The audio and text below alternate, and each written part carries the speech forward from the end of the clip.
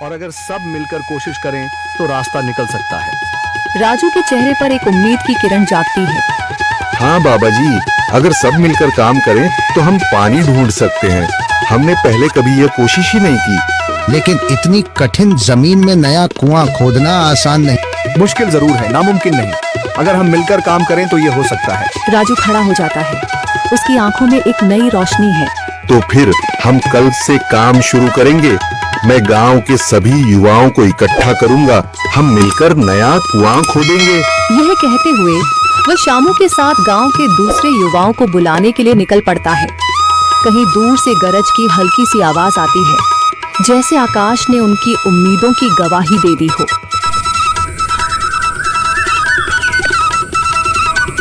अगली सुबह राजू और शामू गांव के युवाओं को इकट्ठा करने निकल पड़े। चौधरी महेश की हवेली के सामने एक भीड़ जमा है। बाबा जी, संदरी, गांव के कुछ बुजुर्ग और किसान सभी मौजूद हैं। हम हाथ पर हाथ रखकर नहीं बैठ सकते। अगर अल्लाह ने हमें हिम्मत दी है तो हमें खुद पानी के लिए मेहनत करनी होगी। हम एक नया कुआं खोदेंगे। लेकिन राजू, क्या हमें यकीन है कि वहाँ पानी मिलेगा? बेटा, पानी जमीन के अंदर होता है, बस सही जगह खोदने की जरूरत है।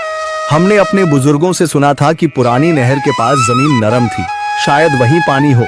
बाबा जी सही कह रहे हैं। अगर तुम सब यह काम करने के लिए तैयार हो तो मैं अपने कुछ मजदूर भेज सकता हूँ। धन्यवाद चौधरी जी, लेकिन हम सब खुद भी मेहनत करेंगे। यह हमारे गांव के अस्तित्व की लड़ाई है। संदरी, जो अब तक चुप थी, आगे बढ़ती है। हम औरतें भी पीछे नहीं रहेंगी। हम पानी लाने की व्यवस्था करेंगी, खाना बनाएंगी, ताकि तुम सब आराम से काम कर सको। यही हिम्मत चाहिए थी संदर। पूरा गांव एक नई उम्मीद के साथ कुआं खोदने की तैयारी में जुट जाता है। दूसरी ओर कुआं खोदने का काम शुरू हो चुका है। राजू, शामू और दूसरे युवा बेलचे चलाने लगते हैं। मिट्टी बाहर निकाली जाने लगती है। तेज गर्मी के बावजूद सब पूरी हिम्मत के साथ जुटे हुए हैं। दोपहर की तेज धूप जमीन आग की तरह तप रही है। गांव के लोग लगातार कुआं खोदने में जुटे हैं। हाथ छिलने लगे हैं, माथे से पसीना बह रहा है, मगर किसी ने हार नहीं मानी। महिलाएं पानी और सत्तू लेकर आती हैं ताकि पुरुषों को कुछ राहत मिले। हमें और गहराई तक जाना होगा। अब तक सिर्फ सूखी मिट्टी और पत्थर ही निकल रहे हैं। राजू, यह बहुत कठिन काम है। अगर हमें पानी न मिला? अल्लाह मेहनत करने वालों को कभी निराश नहीं करता बेटा। तुम सब अपनी कोशिश जारी रखो, पानी जरूर निकलेगा। हिम्मत मत हारो। अगर अब रुक गए तो फिर कभी पानी नहीं मिलेगा। सभी फिर से जोश में आकर काम में जुट जाते हैं, मगर सूरज की तपिश बढ़ती जा रही है और कई लोगों की सांसें तेज चलने लगती हैं। तभी एक तरफ से रामलाल और उसके आदमी हंसते हुए आते हैं। अरे भाई, तुम्हें लगता है कि जमीन तुम पर रहम करेगी? हाँ हाँ, ना समझ लोग, ये सब बेकार की मेहनत है। रामलाल, हमारा हौसला मत तोड़ो। अगर तुम मदद नहीं कर सकते तो कम से कम मजाक भी मत उड़ाओ। मदद? हाँ, मैं अपने कुएं का पानी बेच सकता हूँ, मगर मुफ्त में नहीं दूंगा।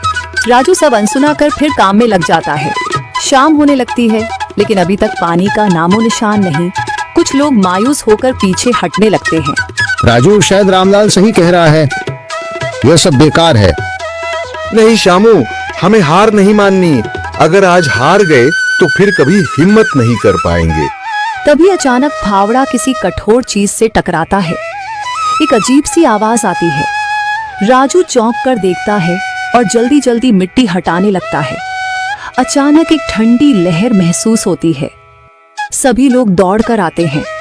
जैसे जैसे मिट्टी हटती है, नीचे से गीली जमीन नजर आने लगती है।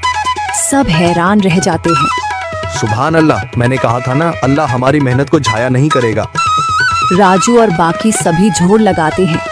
कुछ ही पलों बाद अचानक मिट्टी के नीचे से पानी की एक छोटी सी धारा फूट पड़ती है। गांव वाले खुशी से चिल्ला उठते हैं। पानी, पानी निकल आया। यह अल्लाह की कुदरत है रामलाल, जिस पर तुम्हें यकीन नहीं था। पूरा गांव आनंद से झूम उठता है। लोग एक दूसरे को बधाइयां देते हैं। औरतें दुआ करने लगती हैं। कुछ दिन बीत चुके हैं। गांव वाले नए कुएं से पानी भर रहे हैं, खेतों को सींच रहे हैं और जिंदगी फिर से पटरी पर लौट रही है। मगर रामलाल अब भी अपनी